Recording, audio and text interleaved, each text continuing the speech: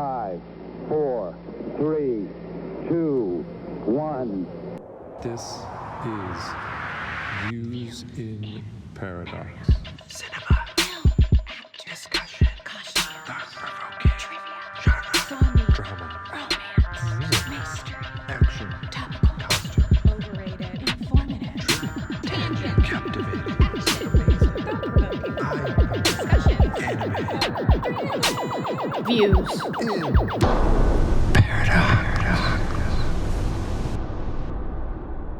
Welcome, any and all, to Views in Paradox, episode 23, in which we will be discussing The Farewell by Lulu Wang. This episode, kind of piggybacking off of last week's, is another birthday episode, only this one is my birthday episode. Happy birthday, John! Happy birthday! Thank you. I realized last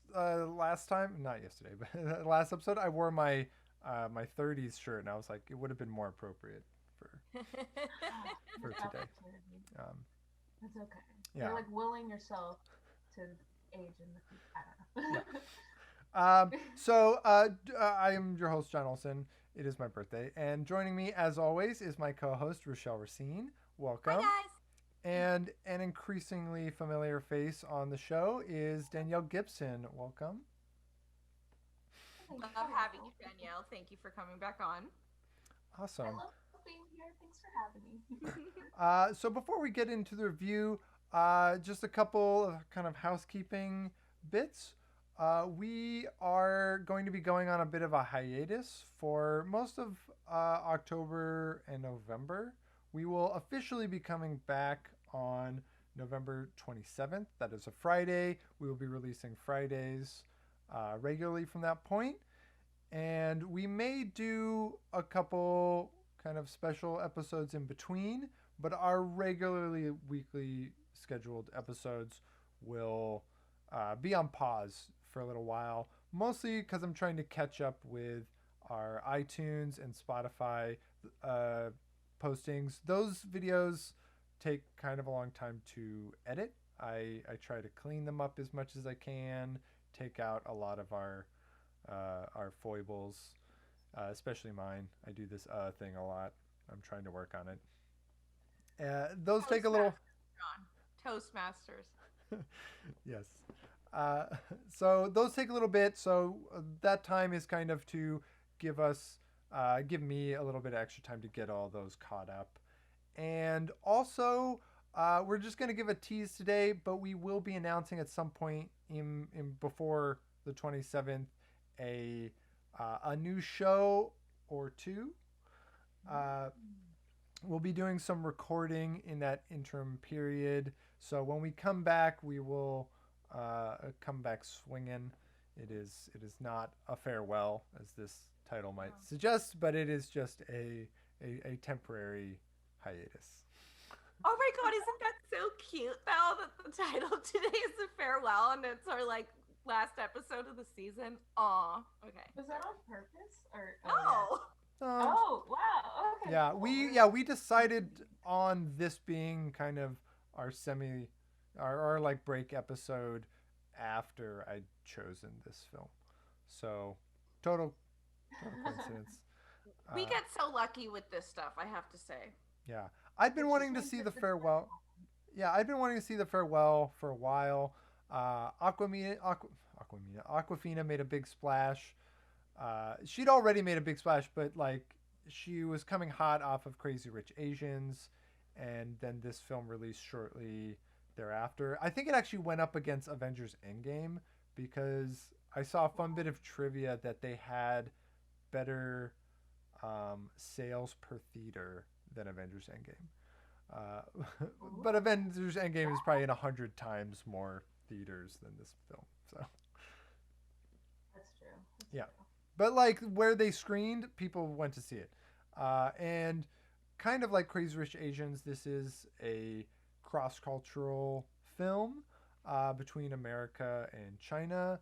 Aquafina, is kind of this cross-cultural kid, so she's very much kind of in line with this theme.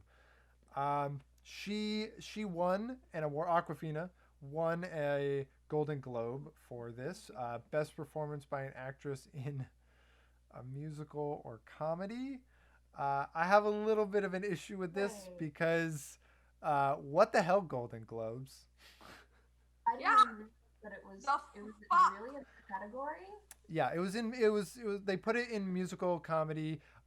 This reminds me of The Martian, when they put The Yeah. Martian in musical or comedy as though it was a comedy. And this is They did that with Get Out also, and it's like, yeah, whenever they feel like, and this is kind of not just the Golden Globes fault, but it's that they allow the studio backing, whoever submits these things, to kind of pick the category that they're in. And so it's like they're hedging their bets, going, we don't think it can win the drama award, so we'll find a way to get it into musical or it comedy. explains a lot because I remember seeing her go up and like make her acceptance speech, and she seemed like a little nervous, but like more like, wow, this is great, thank you so much. Like she didn't expect it, but maybe there was a little bit of that, like, wait, why is it like comedy, why is it musical kind of like attitude? Because it's interesting because she's originally like, she's a comedian, right? I think that's what she Yeah, does. and that's what she's known for, is just kind of being this zany character, and this performance is so not that. Like if you saw her Right, in that's like the whole Ocean's point. 8, yeah, if you saw her in Ocean's 8, or if you saw her in Crazy Rich Asians, she's very over the top and like Yeah. very, funny and alive. And here she's a human being, and she's Yeah, got a lot of that's a really good job. yeah. And I was like, just give her the damn drama award. Yeah, like she it's, she it's oh, it's all good. I feel like she deserves it. Is all I was Yeah. saying. I'm so sick of this shit. Yeah. She was the first Asian actress to win lead actress at Golden Globes. I think in either category. But they couldn't give her drama. I I know. mean, come It's- on, man. it's Yeah. interesting because I feel like there's like this historical like trope of like non-white actresses, lead actresses not being able to like do any role unless it's comedic, unless it's like them being over the top, or and it's like she can do it great and there's nothing wrong with that, but it's like now that she does this serious role, owns it, and does a phenomenal job, like why can't you just give it to her? So it's like it kind of adds insult to injury there. They can't. We were talking about this a couple weeks ago on Portrait of a Lady on Fire. Is Oh yeah. minorities just can't win awards for playing just a character. It always has to be like slavery or like something attached to it. Yeah. Yeah, this in came order up during our Oscar discussion. And yeah, this is Golden Globes, but they got similar problems. So, that was kind of a weird thing because this is a drama, like all the way through. There's funny moments, but only in the way that like life is kind of funny sometimes. Yeah, it's not like ha ha, slap your knee, funny Dolomite. Like, Yeah. It's It's definitely not that. So that was kind of weird when I was looking up. But it is, I think, an award-worthy performance, and I'm glad she won something for it.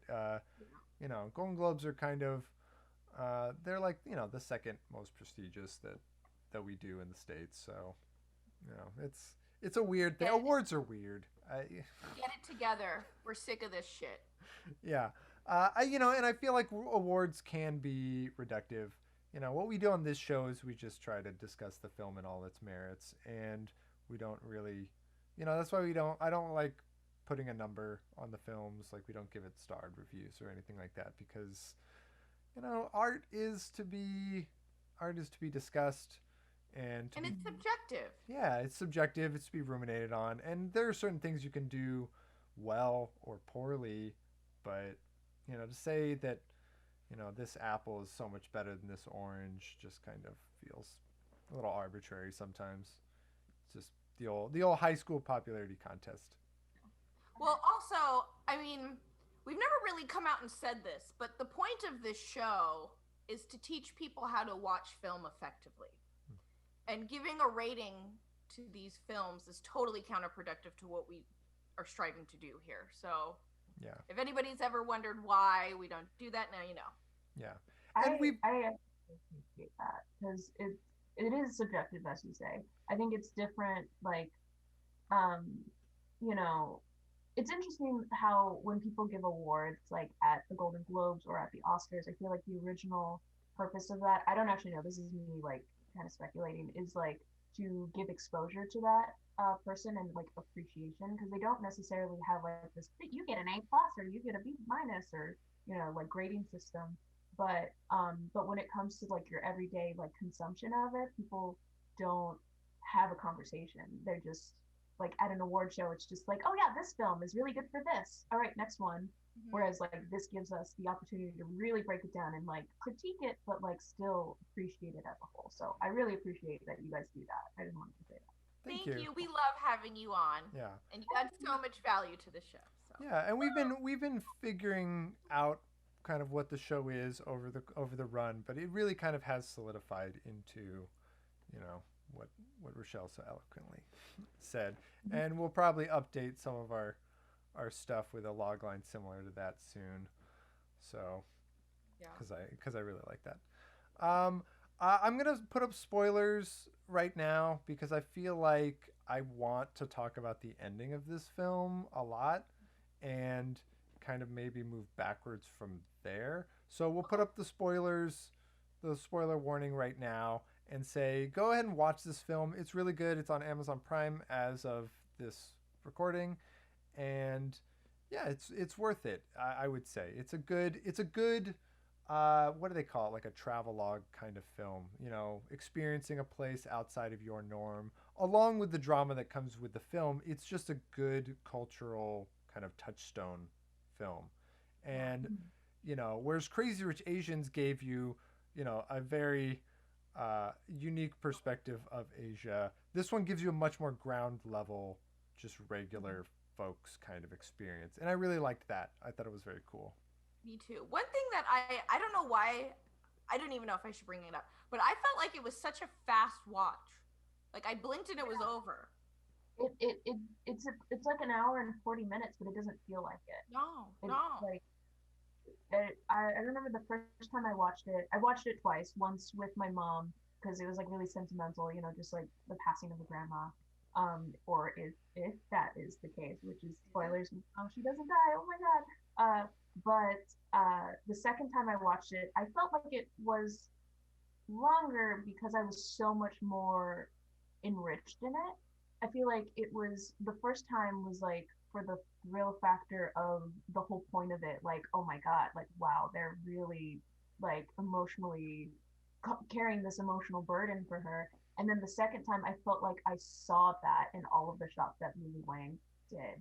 So I wouldn't say it was long at all. It still felt fast, but I was like in it to win it the second time. It was interesting. Yeah, this was my first watch, and I think it's interesting that you've seen it twice and kind of have that perspective there. What was that, Rochalle? I was gonna say she was saying that she could see the burden that Billy was carrying, and I don't know if you guys noticed, but as an actor, I definitely noticed throughout the film her posture got worse and worse and worse. Yeah, I didn't notice it was gradually getting worse, but I remember like at the end when she was just like, and I was like, "Girl, what are you? Does that hurt?" Like, you know. Not that she has particularly great posture at the start. Yeah.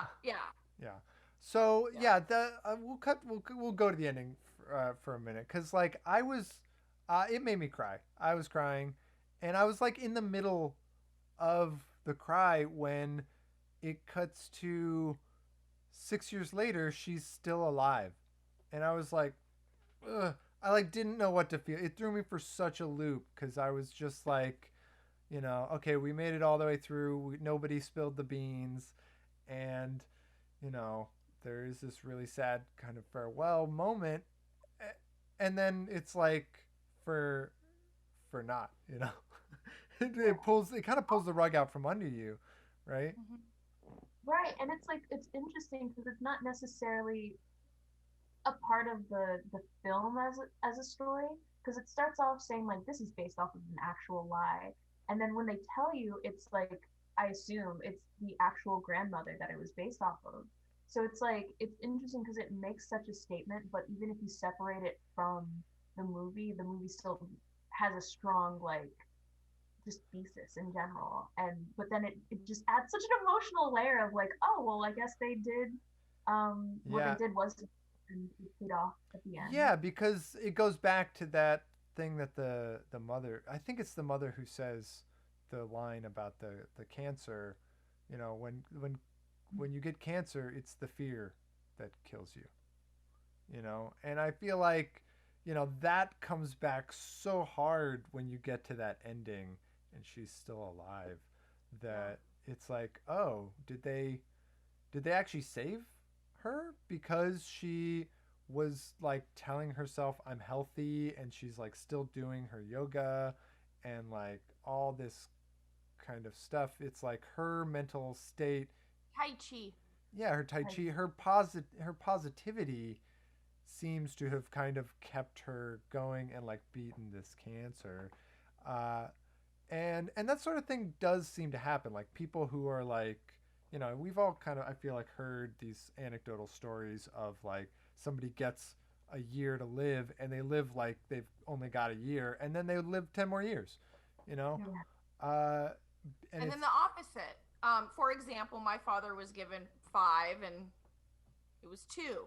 And I, even before watching this movie, I firmly believe it's because he focused so much on it. Like, I'm really into manifestation. I really believe in that. And in Eastern culture, so do they. And although I didn't find this ethical, I completely understood why.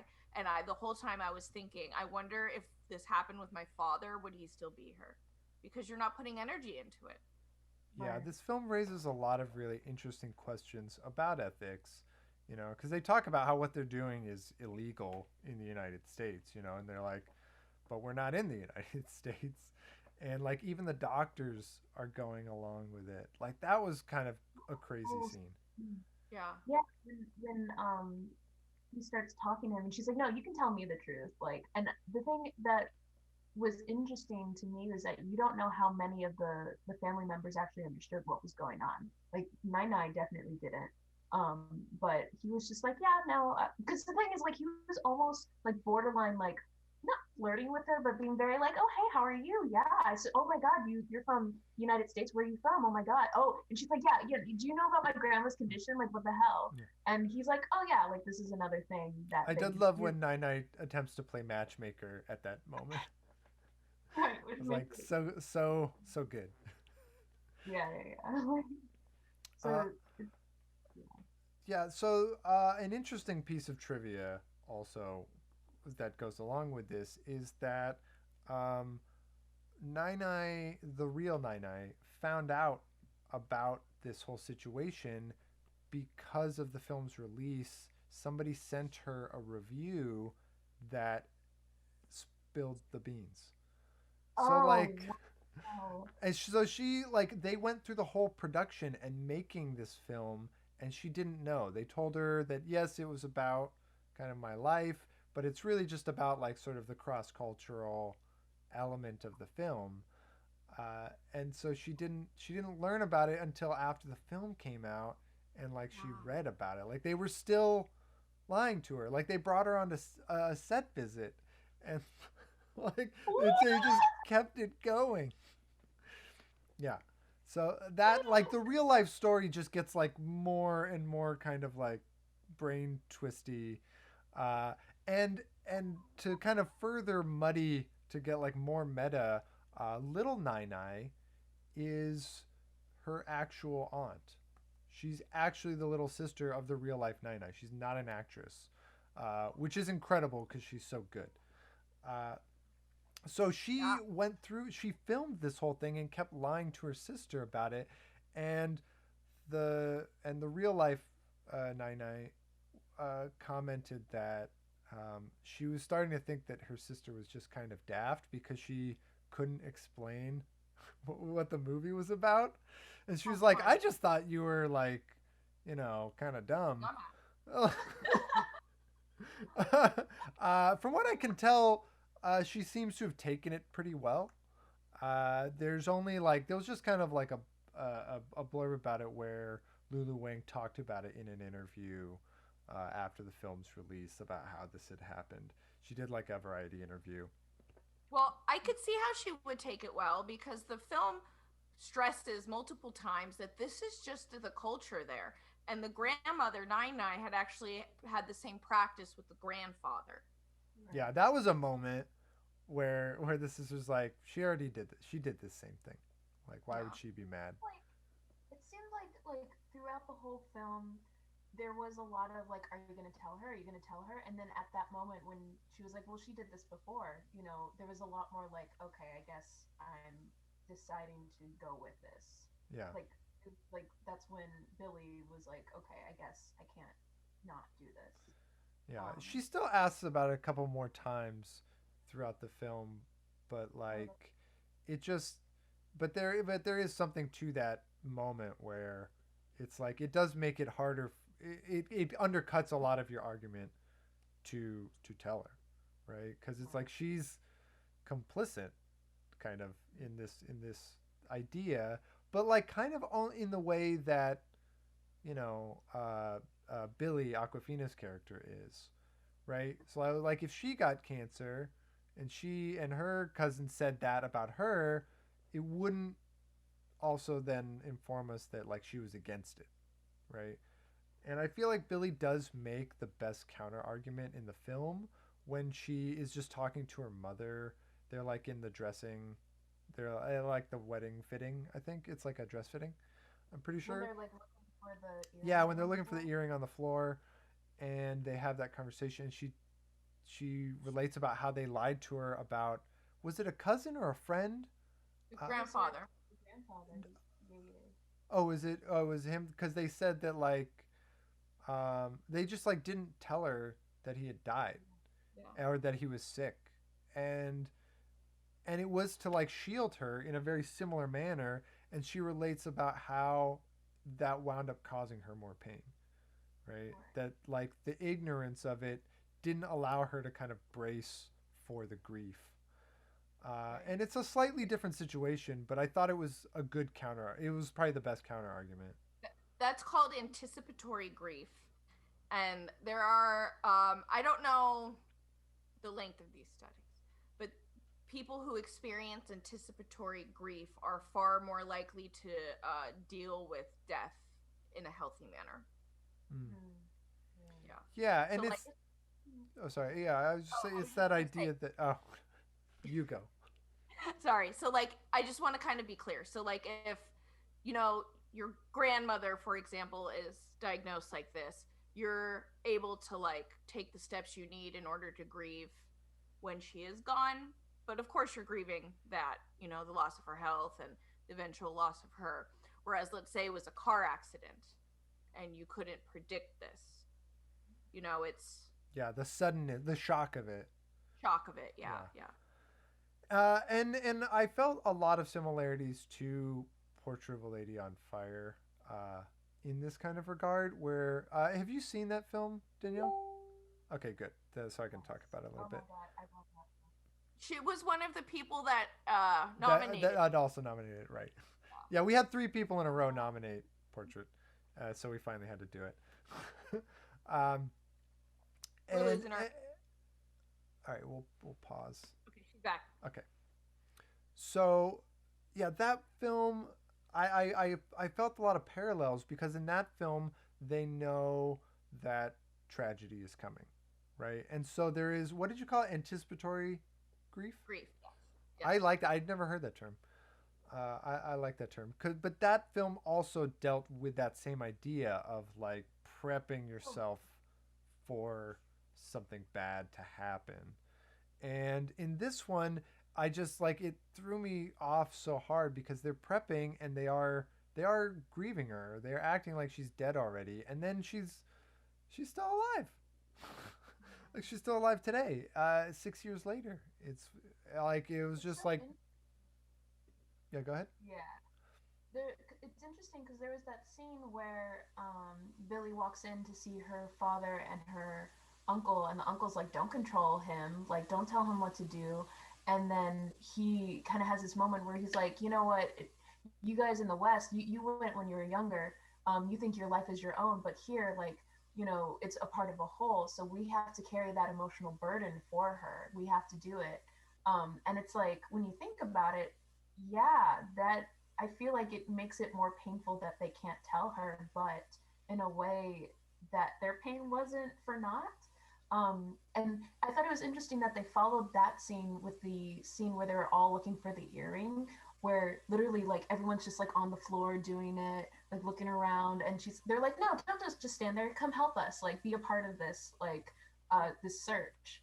And so, but then for that to lead into that emotional breakdown where she's like, he was just gone, you didn't tell me, so like, is this right? I understand, but it was just such a great transition into that, and it was great contrast. And then to even go into the wedding where you see the husband who gets like so just sad drunk, like, I mean, we've all had a moment like that maybe, but like, but seeing his like pure grief like that, like it was interesting because like you think the whole time it's just Billy who's like taking it hard, and then everyone else is taking it just as hard. Yeah. um And that burden line, the burden line, I wanted to kind of also just echo your thoughts that like that one really struck me about the cultural difference. And like, I had kind of a moment where of like I spent a good amount of time in India, and I talk about sometimes the idea of culture shock, and I wasn't prepared for it, and I didn't really think that culture shock would be a thing because I felt very prepared. But like every now and then you hit these concepts where you go, oh, there's a fundamental difference, and I felt like that burn line really hit on kind of that cultural divide where it's not black and white, and like the issue is not cut and dry, and the way that the different cultures handle it is not necessarily wrong in either respect. It's just a very different setup. Did you have something about that line, I Rochelle? was. It really made me, especially in today's climate with what we're dealing with, it really made me start thinking about individualist societies versus collectivist. So in America, as they say, we are very much an individualist culture. And we're definitely seeing that right now. People are protesting wearing masks, and there's like I just saw a protest sign from a woman that said, "I'd rather bury my family than have them be slaves to mask wearing." That is And something. yeah.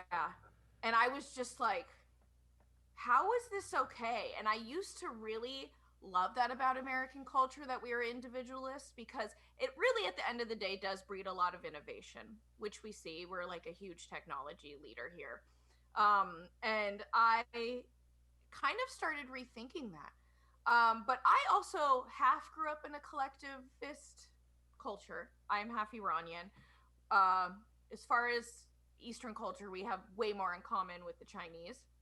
And I was like, maybe I shouldn't have hated that growing up, Like, maybe there's something to this. And I just really understood why, as a family, you should be bearing that burden for someone who is your elder and someone who has added so much to the family. Yeah, I think there's an interesting point there that you really hit on with if you take either idea too far, like it can become kind of ugly, Right. like there is individualism, like you said, it can be good and there are good things about it, but we can take it too far. And like now America is going through this process of like trying to reevaluate what the hell our culture is and should be. And some people are doubling down on like these very, kind of propagandist ideas, patriotism and individual and exceptionalism, which I don't really believe in. And and as much as I like appreciate, veterans and kind of service people, I don't really consider myself a patriot. Like I don't really like nationalism because it breeds so many of these sort of negative side effects. Like you're saying, it's just taking something kind of am pushing it too far. And on the collective side, I found myself going like, she has no option to say I'm strong enough to handle the news, right? Yeah. Like, because I was like, would I want to know, right? And there's that question. It's like what I would love to put to you two. Like, would you want to know? And like, part of that is, what is your philosophy on death? And if you're going in scared, then and the person's going to go in scared, then maybe you're really doing something good for them. But not everybody's the same. And like, what while this situation might have worked for this person, it might not have for someone else, right? Like, the knowing might have had the same effect for a different individual. Like, I feel like I would rather know. I don't really like,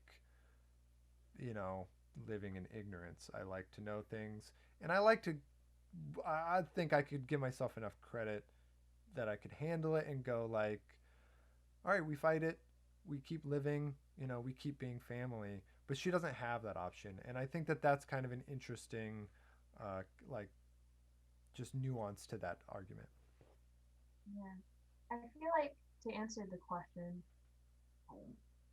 I feel like it would really depend, first off, how severe it is, because I don't know, she had some sort of inkling that something was wrong, because they talked about how her x-rays had these little shadows, and then she was so, not easily convinced, but like, she was convinced like, oh, it was nothing, it was just a benign shadow or what have you. I feel like, one, I would be way too anxious to accept that, and I feel like I would just find out anyway. But two, I would want to know, because if somehow the news slipped later on and I found out, I would take that significantly harder than like just finding out to begin with, because then I would be like, not like angry at my family, but it would just bring up such an emotional toil that I don't know how to feel about me. I don't know how to feel about my family. And then that would just physically make it harder to survive anyway. I mean, I already deal with like kind of like a chronic illness where I just have to be in tune with my body anyway. So it's just like, if you she was coughing throughout the whole thing. It did work out that she was able to take pills and like still get treatment without knowing, but I think like really understanding um helps recovery. I think I personally have like, I guess like more of a survivalist point of view, and I feel like my family would know like, oh yeah, we should tell her, because she's not just gonna like Yeah. fall apart. But And Nine but I'm also does. younger, Yeah. like I'm not older and at her age, so it's different. It's different. It's not Yeah. to say that they didn't And wrong. Nine puts a little bit of effort into trying to find out what's going on, right? Like, even during the wedding, this thing that's supposed to be the big distraction, she is still thinking about the test results, and she sends someone to go get her the test results, right? And then Billy has to like race there to intercept them. So like, she is kind of expressing some agency and a desire to know what the hell's going on with her. Like, is it just pneumonia, or am I dying? Uh, and so from that angle, the lying does kind of feel a little bit sour. So yeah, I kind of love how muddy this this issue is in the film. Like, they really, I didn't feel like I was being preached to, or like I was being told what the right decision was, and I feel like that was something that that this movie should really be kind of lauded for, that it is a very thoughtful dissection of a very difficult topic. Something that I thought that I really appreciated after that scene, when she gets the test results and they tell her, and she's like, "Oh, see, I told you I was okay." And even I do realize how she probably was thinking about that. I didn't even like put that together, but they had that sequence where they're all, it's like the whole family, excluding Nine Nine, Yeah, on walking one forward, side. looking at the camera, and it was just very much a, we're gonna keep going forward, carrying this emotional burden, but we know what we're doing, and it hurts. Like I I just thought like that that was interpretation of that shot. That's nice.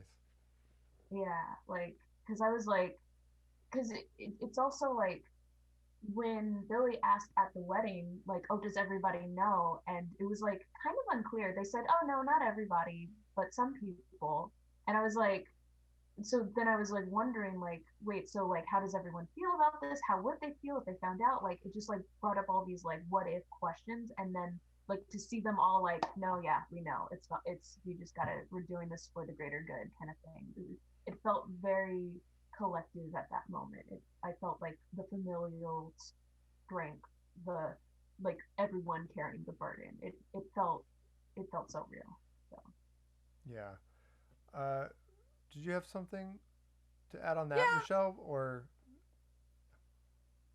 for me, I feel like I deal with death a lot better than most people.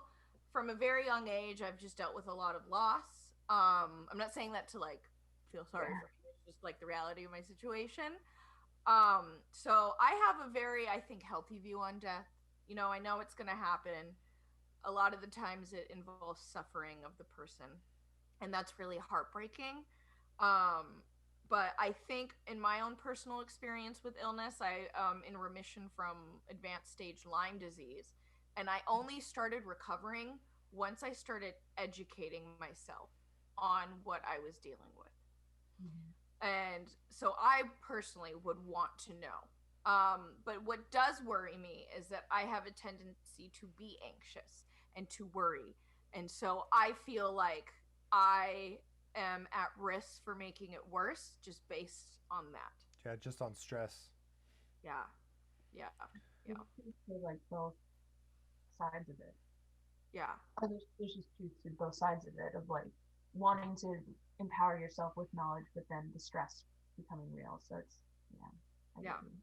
Yeah. Yeah, and Exactly. to some extent, I feel like this is kind of that ignorance is bliss thing, right? Where you know sometimes it's just you can live your life and you can be happy even when the neighbor's yard is burning because you can't see the fire and you can't feel the heat.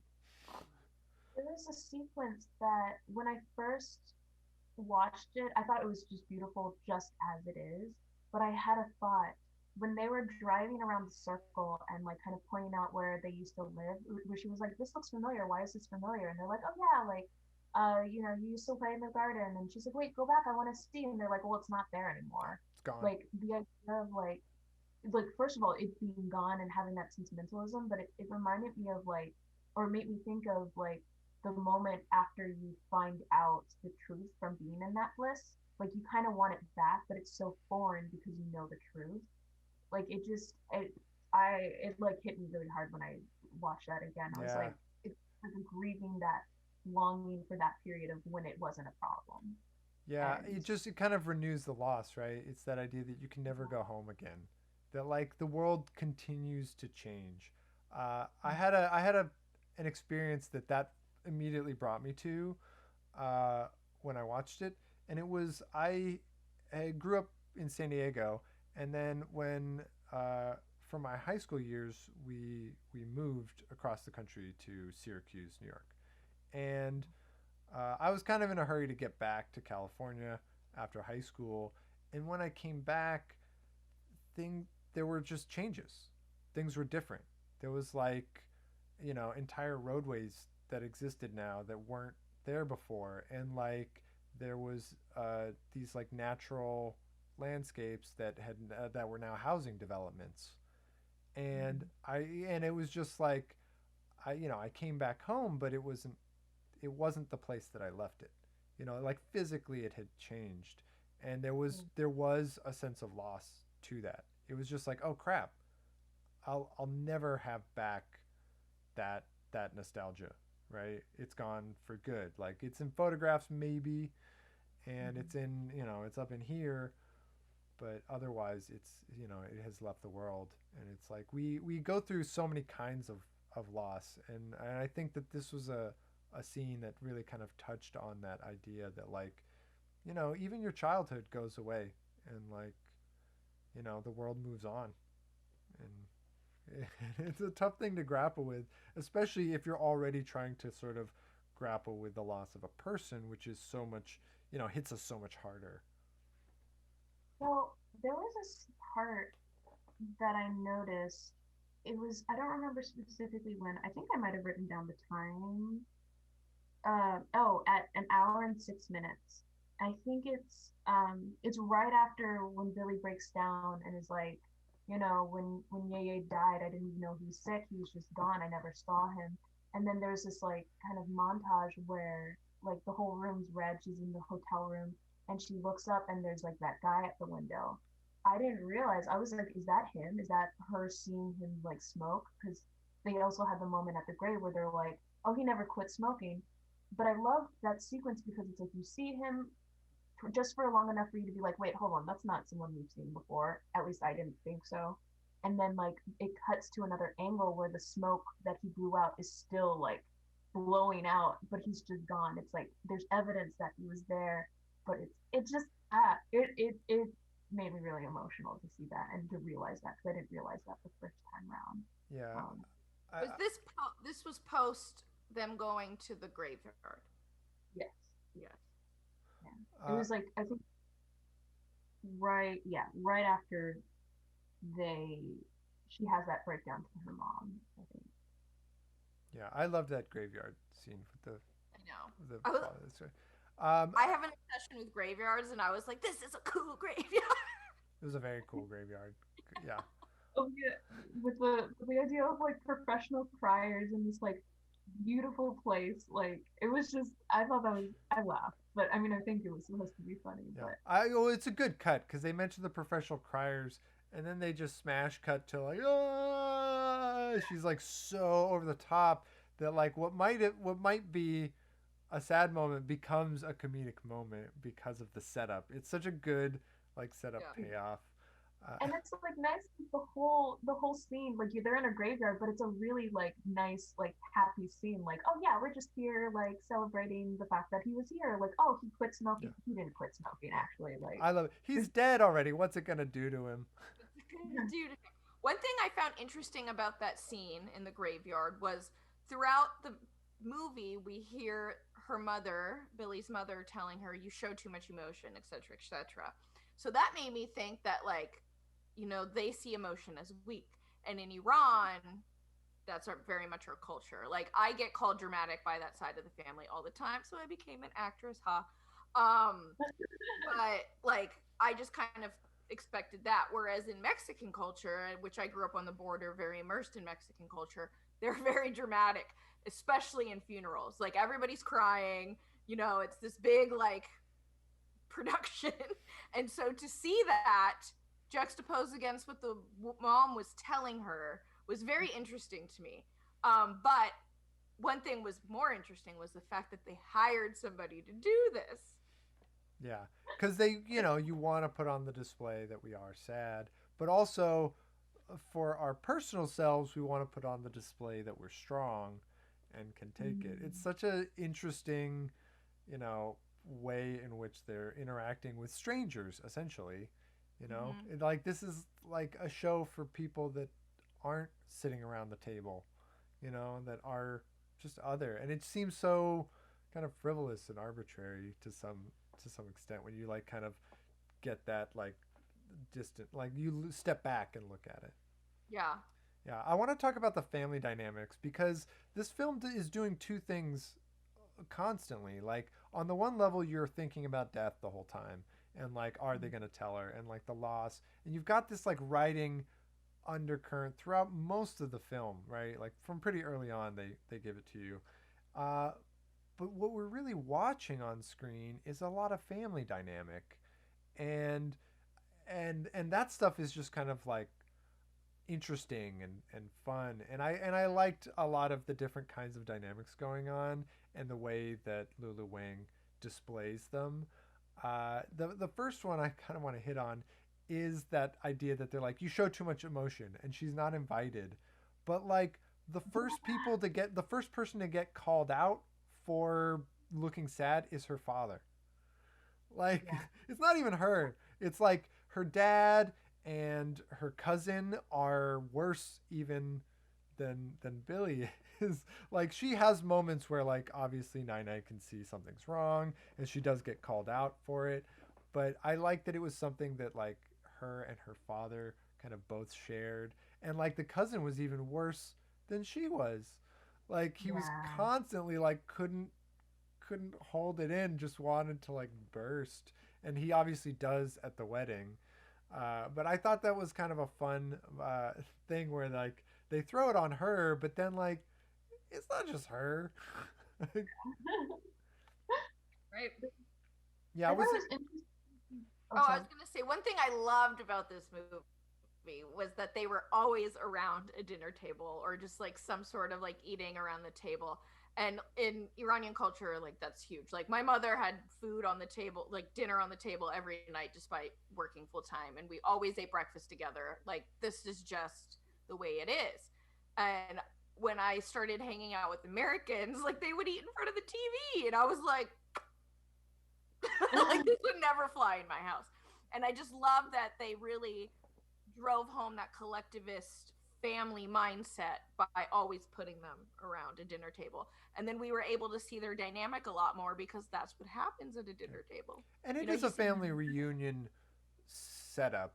So like you do kind of get these family members who haven't seen each other in a while. And I liked even the scenes where like there's like the sniping going on. Like Billy's mom is having kind of like this very I don't know what's the word, like this very passive aggressive, almost aggressive conversation Yeah. about sending your kids abroad or like keeping them there in China with one of the other aunts.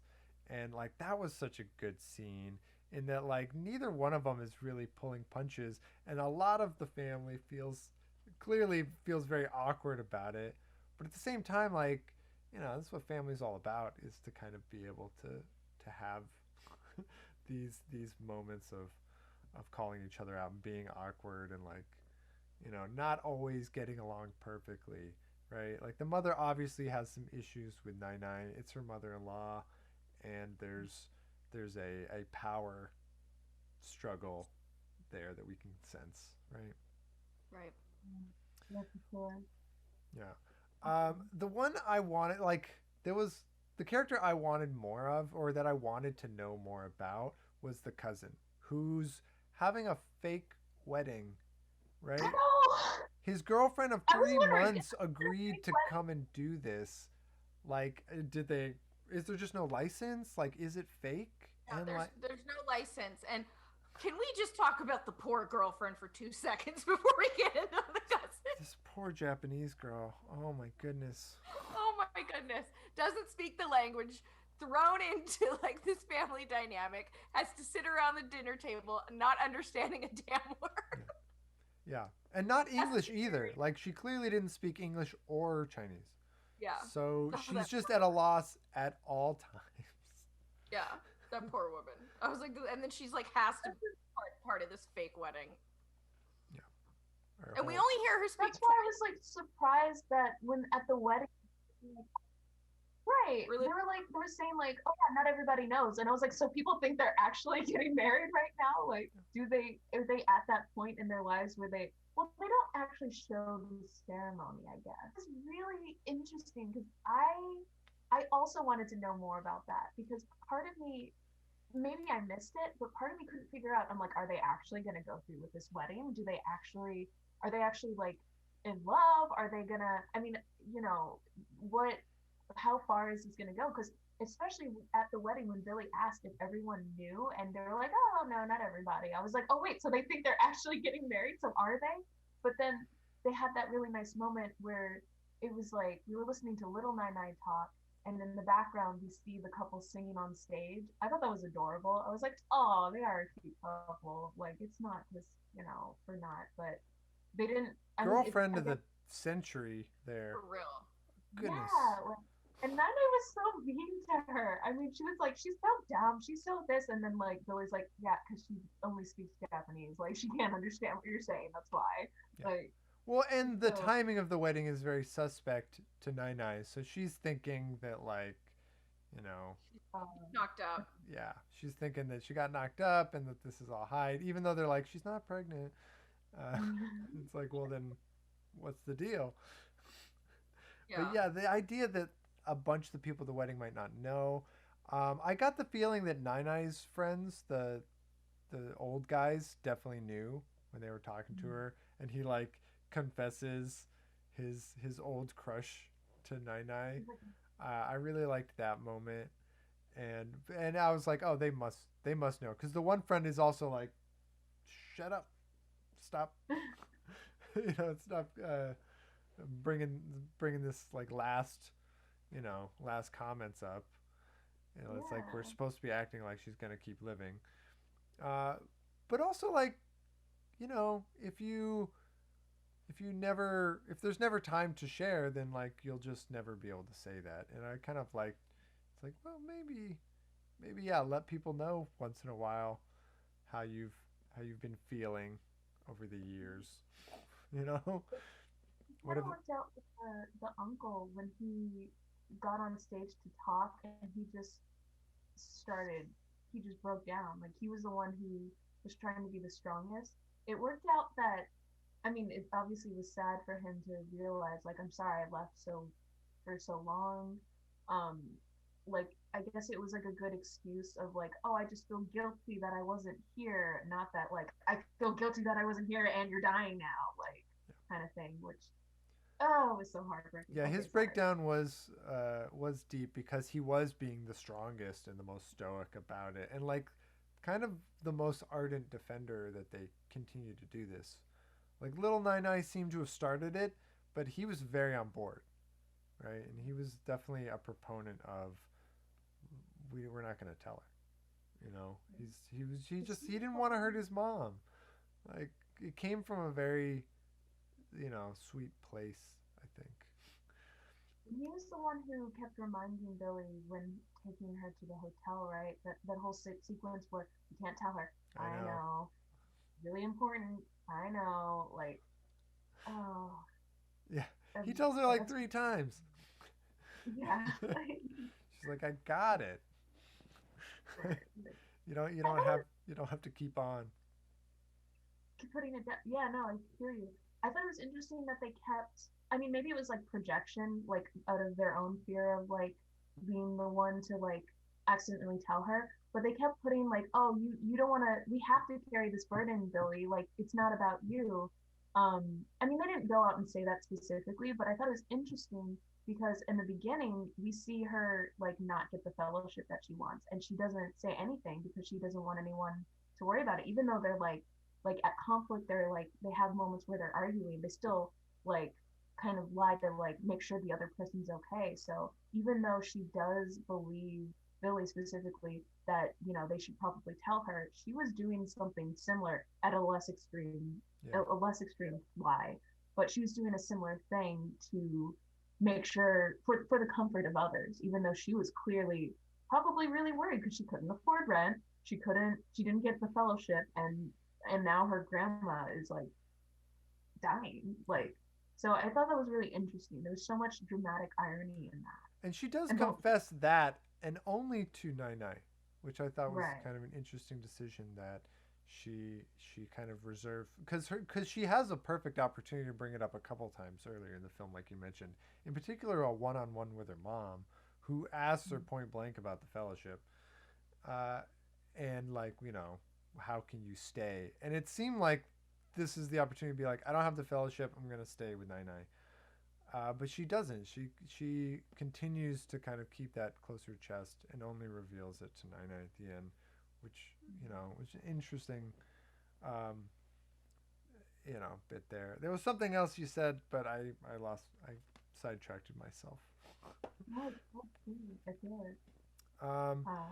Yeah, this I was just kind of going over my notes to see if there was anything else we wanted to cover. This film, yeah, it just left me with more questions than answers. It left me kind of just a little off balance, I feel like. I was expecting the movie to be sad and to have an element of that, but like it really did leave me in a place that I didn't expect to kind of be by the end of this, which was just like, yeah, unsettled and just unsure of what the right course is. Like, oftentimes, Similar to what they would probably feel at that point. yeah. I mean, oftentimes it seems so cut and dry what's right and what's wrong. And then sometimes you come across these issues where it is like, well, it's coming from a good place and it is with good intention, but is it right? You know? And it is kind of something without a clear cut answer, I think. It's just, yeah. I wanted to know, and part of me feels like this sequence could be a little bit of a nod of like, maybe if this is the right answer, or just like giving it more of a perspective. And I think I might be reaching with this. And before I say what I think, I wanted to ask you guys, what did you think about the various sequences with the bird? Like Billy comes home and there's a bird in her apartment. She's like, "What are you doing?" She opens the window and the bird doesn't fly out, and then immediately she gets a call from her grandma. And then when she makes it to China and she's like, "Oh my God, how did this bird come in?" I have thoughts, but what did you make of that?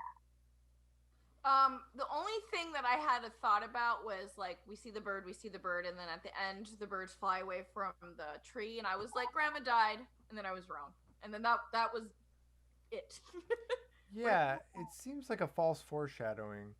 Yeah. It's like, because she sees the bird, and I did see a thing that in China, a bird like this scenario, a bird inside can be an omen for death, for impending death. Oh, So it's a cultural touchstone there, but not to us. But like, yeah. I did like that. You know, the first time we don't see it fly out the window. She's just looking away, and then it's gone. It's like, so I think it's like there's doom, and then she's distracted, and then, you know, it's gone. But did it go out the window? You know, is flying out the window passing through, you know, this life to the next? Maybe. Uh, and the second time we see the bird, it's in the windowsill, right? But I don't think we see it fly off.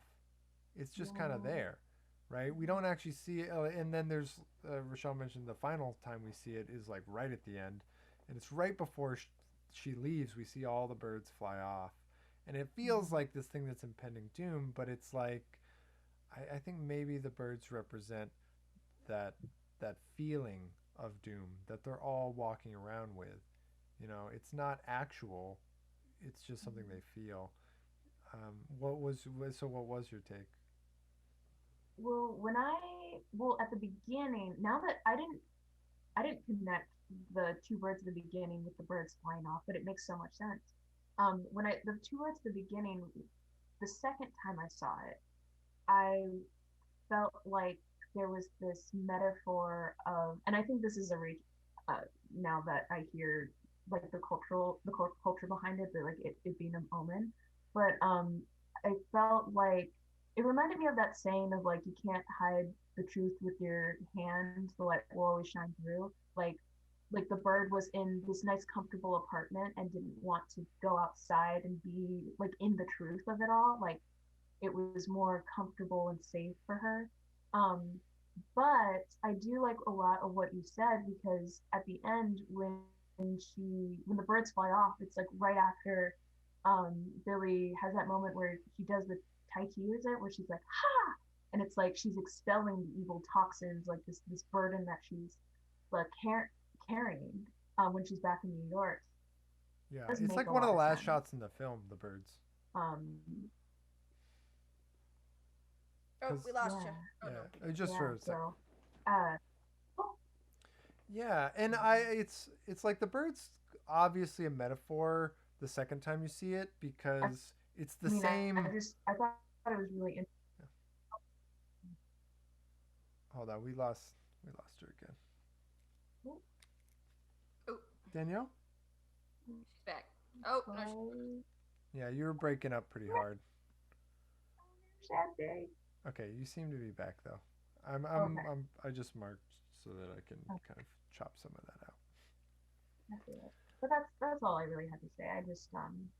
I felt like I was missing something, but I feel like that there are many ways to look at it depending on which one you think is more right or wrong or Yeah.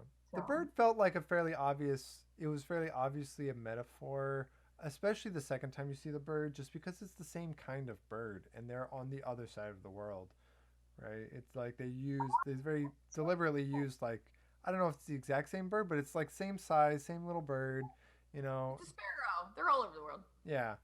But to me, I was like, to choose that bird three times, that feels very intentional, and I kind of immediately connected when I saw the birds fly out of the tree, even though I didn't kind of understand while I was watching it that it was a cultural symbol. There was still definitely kind of a power to it, and it's right. And I think we see the birds leave right before they show you that Nine is still alive. Isn't it the last shot before that? Hmm. Yeah, they like have like kind of a pause, like it cuts to black. Um, it's interesting because I feel like you could also look at it like after they do the farewell, like that was the hardest part for both of them because even Nine was like, "Oh, go away, this is too much for me," and then like she goes and like everyone's like still feeling this grief, and then they let it go, and then Nine is able to continue without that grief. So And goodbyes of this nature are always tough because I feel like there is a sense, whenever you have a farewell with somebody, that life is uncertain, and this could very well be the last time you see this person. It's something I think about probably more than I should. Um, it's like early on in my relationship with my my wife, anytime I had to go to work early in the morning, leave without her, it's like I always give her a kiss before I leave. Because it's like, imagine I go out and I get hit by a car. At least I kind of, went out on something nice. And I always try to kind of do that with people where it's like, I just kind of try to pretend that this is the last time we'll see each other. And like, how would you want to be remembered? How would you, you know, want people to think of you? And I feel like that's kind of a nice way to live, as though people won't see you again because it makes you just kind of act a little better. It's something that, yeah, like I said, I probably think about it more than I should. But there is that uncertainty, and I've had these kind of farewells where I've said goodbye to someone, and I just don't know if I'll ever see them again, you know? And it's like, maybe you will, maybe you won't, maybe it'll be a decade later. But just the knowledge that, like, you may never see someone again makes makes that kind of parting just, it just makes it hurt. Yeah. I remember the very when my nana passed away, and it was like my sophomore year in high school, and like it was kind of perfect the way it happened because it was like right as we went on Christmas break, he things started happening, and so we had time to say goodbye essentially. And it was like the day she died was the day we went back to school. It was like kind of wild, but I remember like preparing myself to like just like be able to talk to her. And like my nana's Catholic, so they had like I think it was like an anointing of the sick kind of ceremony, and they were like, "Is there anything that you want to say?" And in that moment, it hit me. I was like, is this supposed to be the last thing I'm gonna say to her? And I just fell apart because I mean I was a kid, but also it's like Yeah, the pressure. I too have that. Yeah, there's a lot of pressure, and it's weird because I feel like I do have that anxiety, not anxiety, but like this thought of like, is this the last time I'm gonna see someone? That's why like I always tell people, even if I'm mad, like, okay, fine, I love you, bye. Like, um, so but it's even when you get to that moment, it's just it. There's so much pressure to it, and I feel like the whole movie was like gearing up to this moment, and then you cut from them like coming out and she's like, no, I'll come down, it's fine, and then you see her hugging Billy, and you can just it was I feel like they captured it really well. Yeah. And I do feel what you're saying. It's there's so much to be felt Yeah. from that moment. Yeah, and I think one of the reasons that the family was so worried about Billy spilling the beans is just because she was kind of Nine favorite, Yeah. right? That they do spend a fair amount of scenes, just the two of them. They talk on the phone a lot, and it's like you're so close that we don't trust you not to like give up the secret, because you guys clearly are like conspiratorial. You know, they do have this shorthand with each other, and it's really sweet. And like, even if you were to take away the death situation, like, I don't think their parting in this moment would be any less severe. Like, it would still hurt like almost as much, you know? Like, this one hurts just a little bit more because of the cancer, and the idea that like, oh, I really might not, I really this time could very well be the last. But I feel like that could have been the case anyway. It's like, how often does she get to China? You know, That's true. you know, she's kind of. I lived in New York for close to a decade, and like, it's a very difficult city to live in. It's very expensive. It makes it very hard to travel if you don't have like a nice gig. So there is kind of that sense. I think. I think there still would be that sense of just like, we're gonna make this hug count, because it could. This could be it, you know, and like it could, or even if not forever, it's like it could be another 5-6 years before I get to have that contact again. So Yeah, and nothing can really prepare you for not feeling the pressure of the moment, I guess. Like, it's yeah, because especially because Billy, they asked her like, how are you able to afford it? I can imagine flying out from anywhere would be expensive, but flying to China specifically, that's like, it would be at least like a grand, like probably closer to two. Yeah, probably $2 closer grand. to Yeah, depending Wow. on, you know, what deals you can find. But yeah, that's all going on credit. Yeah. For So it's sure. like, And we don't really know what she does. I mean, I'm assuming she's a filmmaker because this is so autobiographical. But all we know is that the fellowship comes from Guggenheim, so she's an artist of some sort who they isn't kind a of mention her, pianist, but she does play the piano. right? Yeah. But yeah, they never actually mentioned her work or what the fellowship does or is for. She was a writer. Oh, They was she a didn't- writer? I missed the detail. Yeah, they. I wasn't sure if that's what she did as a profession, but they did mention it a few times. They were like, "Oh yeah, she's going to be a famous writer. When she's That's a famous writer." But then they also, to be fair, they also like were like, well, I guess not in the same way, but they were like, "Oh well, how's your piano playing?" And she's like, "Oh, I don't do it anymore." But then she was like, She's really good. "Yeah." I was like, "Wait, hold on." So it was kind of hard to follow what was true and what wasn't. So I get it. But it's one of those things where she's not playing for a living, and like she probably didn't want to play on command, or just wanted to get out of that conversation. But then it was like, I kind of got this feeling that when she was at the piano, this was the first time in a while. But like the lessons stuck, right? Like that, those they weren't for naught. Because like in the scene where they mention the piano lessons, and she says, "Oh, I don't play anymore," it kind of makes it feel like that generosity was for nothing. Right. That like in the story that they tell with the pastor, that it was for nothing. And when you see her playing, it was like, oh no, she really did learn. Like she actually has some skill, and like, Yeah. you know, she's just followed other passions going forward. Mhm. All right, so well, go ahead. Yeah, if you've got a point, I'll. Oh, super quick. One thing that I thought was really genius of Lulu Wang was there was one scene between the Billy and her father where we know that she's lying to him, and we kind of can tell that he's lying to her. I can't remember where it was specifically, but it paved the way for the rest of the movie. I felt like I could tell every single time that they were lying, and it just made the dramatic irony of it so much more. It was clear, and it just like brought it out more. And I just wanted to applaud Lulu Wang for doing that, because that was very effective. Yeah, very well directed. This film, really simple yet beautiful cinematography. You know, rarely calling attention to itself. Uh, there were like, I feel like this movie is easily dissectable too, because there's a lot of scenes where there were choices that I wouldn't have made, or that were unconventional. And it was like, you know, we could spend hours more just picking apart those kinds of scenes, like where there's three people, foreground, midground, background, and like the focus will just stay on one of them for the entire conversation. And it's kind of like you can ask yourself questions like, well, why that person, you know, when they're not doing all the talking. Like they didn't do kind of the traditional, we're going to pull focus from this person to this person.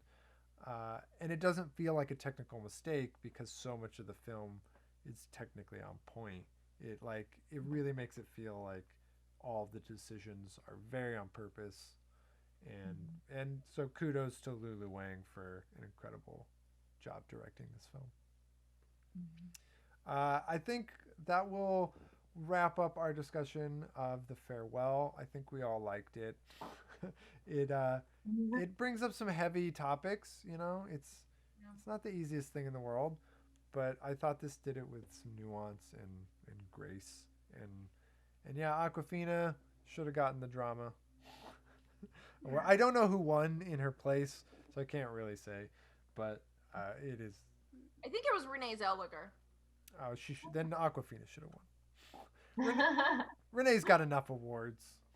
And she won the Academy Award. Oh, I mean, yeah. What was that for? Was that for the one where she's Judy Garland? Yeah. Okay, I didn't see that one. They, you know, the awards are a sucker for, you know, the Hollywood biopic fair.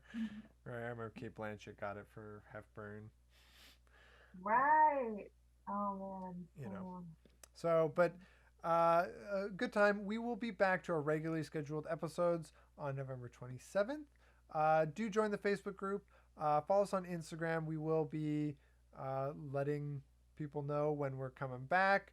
We'll probably drop a few videos on the channel between now and then. I think we'll definitely drop some videos. I don't know how many.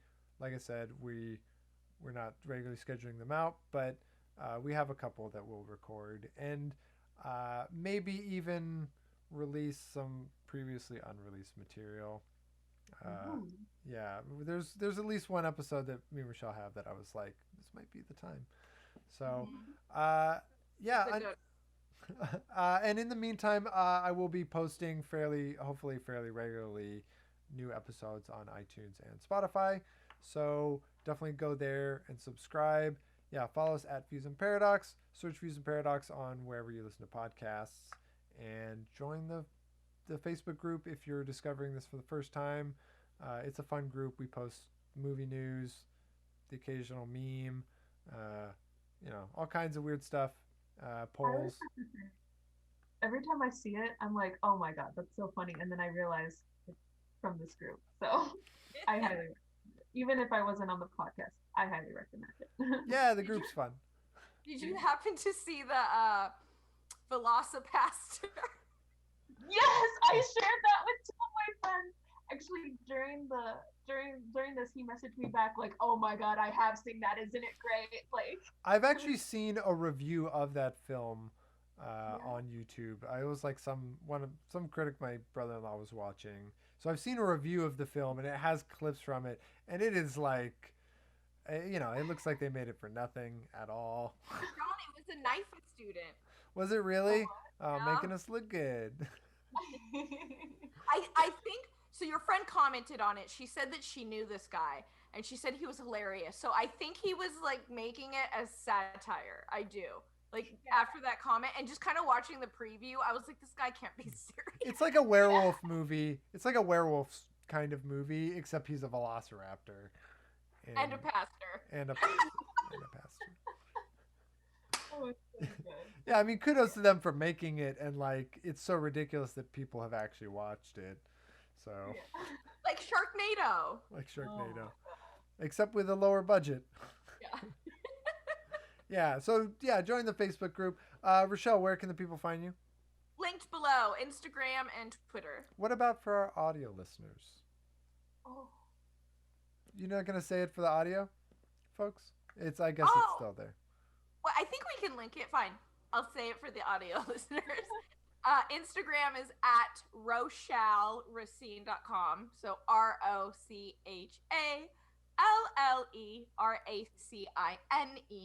And then Twitter is Rochalle. So ROROCHALLE. Do you see how cumbersome that is, John? I feel like you could find a faster way to do it. I agree. We'll figure that out, guys. So sorry. I'm at John and Paradox. There's no H in there. You can find me on Instagram and Twitter, but mostly Instagram. Danielle, where can the people find you? You can find me on both Instagram and Twitter. Sometimes, whenever I think I'm funny, I tweet there. But at Danielle Stories, so DanielleStories. So spelled just how you think. Yeah, and if you are in the group, check out Danielle's film, Plan B. I appreciated it. I liked it. It won an award. Yeah. It did. It like comes with like a monetary prize, so it's like, oh my god, they're like, do you want us to cash app it or send you a check? And I was like, send me a check, I'm gonna frame that. Like, I'm so excited. It's not like for that much, but it was just nice. No, yeah, just the fact that they would send you money for it is wonderful. Yeah, and to any of our guests or people who have films, feel free to share them on the group. It's a platform that we offer, and it's free to everyone who's in the group to kind of share your stuff. So yeah, please, actors, filmmakers, if you're just like silly making your own videos because you have nothing better to do in quarantine, share them. Yeah. You know, even though they've probably already clicked out of the video because we've taken so long with our post amble, but it's okay. But until next time, everybody, watch more movies. Happy viewing, guys.